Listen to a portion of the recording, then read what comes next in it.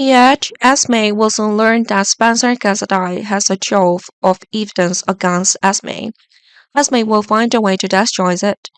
Even Esme begs Spencer for a favor by accepting to do everything for Spencer.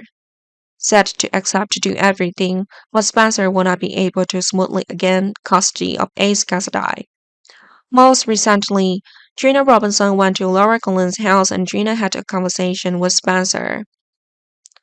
However, Gina and Spencer's conversation was always interrupted by Esme because Ace was in a bit of trouble at that time.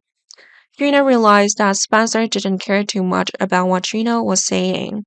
Rather, Spencer was just worried about Ace at the time. Although she didn't say it, Esme knew that Gina was too jealous of Esme and Ace because Gina found that Spencer considered them more important than Trina at the time. Then Trina wanted to leave immediately. Trina and Spencer will have another conversation somewhere. Perhaps that's when Trina finds out that Spencer never destroyed Esme criminal evidence left by Victor Cassidy.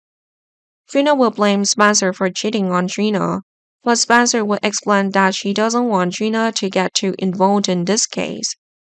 Spencer then suggests that her interest in Esme is to get Esme to trust Spencer again, because as long as Esme is no longer wary of Spencer, Esme will easily reveal Esme's best plan to Spencer.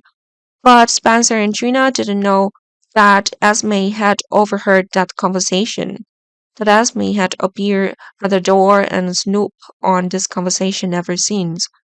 Esme was quite heartbroken because at that time it seemed that Esme was really in love with Spencer.